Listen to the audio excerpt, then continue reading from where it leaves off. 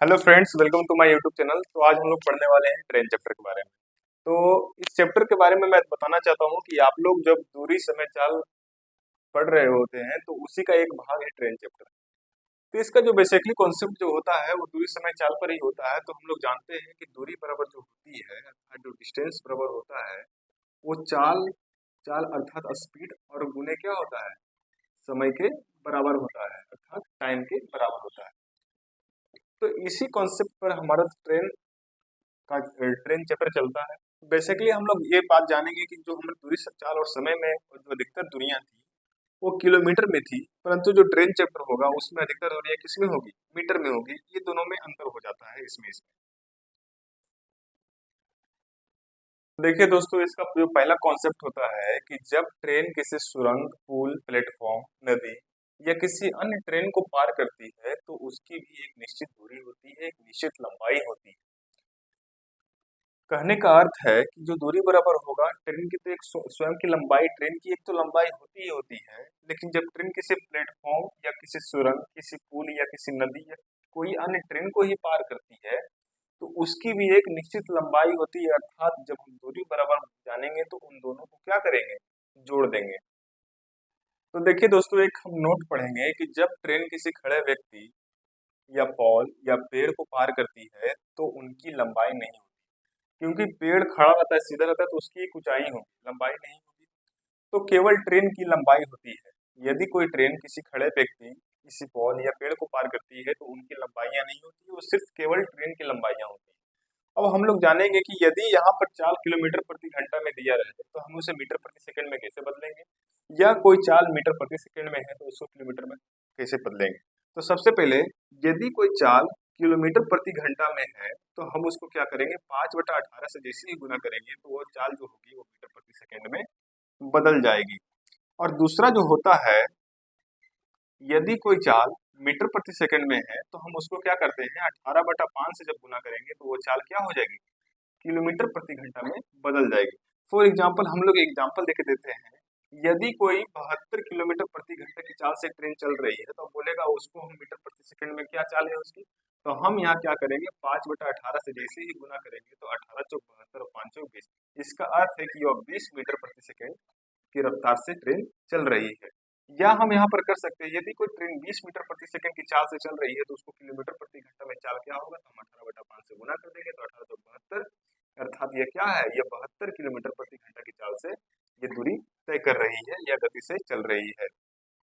देखिए दोस्तों, हम लोग कुछ सवालों को हल कर लेते हैं। तो पहला सवाल कहा है कि एक 800 मीटर लंबी ट्रेन 32 सेकंड में एक पेड़ को पार करती है, तो उसकी गति किलोमीटर प्रति घंटा में बताना है। तो हम लोग को गति बताना, तो गति का फॉर्मूला, गति को कहते हैं चाल। तो चाल का फॉर्मूला होता है दूरी बटा समय होता है। तो दूरी हमको 800 मीटर दिया हुआ है और समय कितना ले रहा है, 32 सेकंड ले रहा है, लेकिन हमें चाल पूछा है किलोमीटर प्रति घंटा में। तो जब चाल मीटर प्रति सेकंड में रहे, हमको किलोमीटर प्रति घंटा बदलना रहे, तो हम किससे गुना करते हैं, 18/5 से गुना कर लेते हैं। तो हम यहाँ काट लेते हैं, 16×5 = 80, 160 हो गया।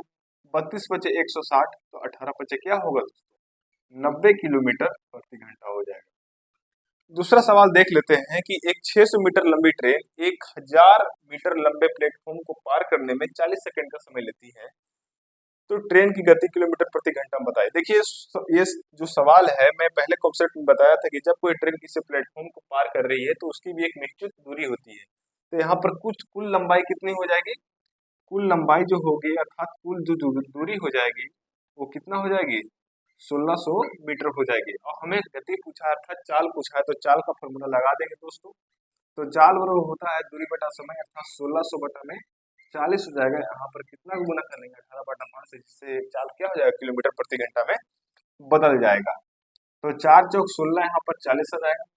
पन्नी 40 और 18 क्या होता है, 144 किलोमीटर प्रति घंटा।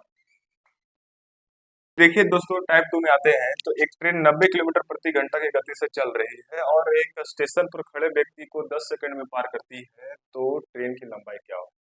हमने नोट में कहा था कि जब कोई ट्रेन किसी व्यक्ति को पार करे, किसी पेड़ को पार करे, कि आप किसी पोल को पार करें, तो वो ट्रेन की ही सिर्फ लंबाई होती है। तो हमें ट्रेन की लंबाई तो नहीं पता है। तो ट्रेन की लंबाई नहीं पता है तो हम उसको क्या कर लेते हैं, एक्स मान लेते हैं।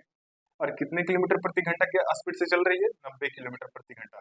अब चूंकि दोस्तों हमें ट्रेन की लंबाई मीटर में बताना है, क्योंकि समय यहाँ पर सेकंड में चल रहा है, तो हमें क्या करते हैं 5/18 से गुना कर देते हैं। बराबर कितने सेकंड में पार कर रही है? 10 सेकंड में पार कर रही है। 18×5 = 90, 5×5 = 25 और 25 दहें के 250। इसका मतलब है कि ट्रेन की जो लंबाई है वो 250 मीटर है। अब आते हैं दूसरा सवाल पर आते हैं। तो एक ट्रेन 108 किलोमीटर प्रति घंटा की रफ्तार से स्टेशन पर खड़ी एक दूसरी ट्रेन में बैठे व्यक्ति को 20 सेकंड में पार करती है, तो ट्रेन की लंबाई क्या होगी? यहाँ पर थोड़ा सवाल घुराने का है, लेकिन आपको समझना है कि ट्रेन के अंदर बैठे व्यक्ति को पार कर रही है, ट्रेन को नहीं पार कर रही है। तो आपको यहाँ पर वही फॉर्मूला लगा देना है, दूरी बराबर क्या होगा? चाल गुने समय होगा। हमें चाल दूरी पूछ रहा है, तो चाल कितने किलोमीटर? 108 किलोमीटर। हम क्या कर लेंगे, इसको बदल देंगे 5/18, जिससे मीटर प्रति सेकंड में हो जाएगा। और कितने सेकंड में पार करिए? 20 सेकंड में।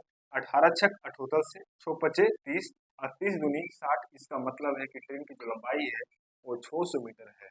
यही इसका आंसर होगा। तो दोस्तों अगर आपको ये वीडियो अच्छा लगा हो तो प्लीज लाइक करें और नेक्स्ट पार्ट के लिए थोड़ा वेट करें। धन्यवाद।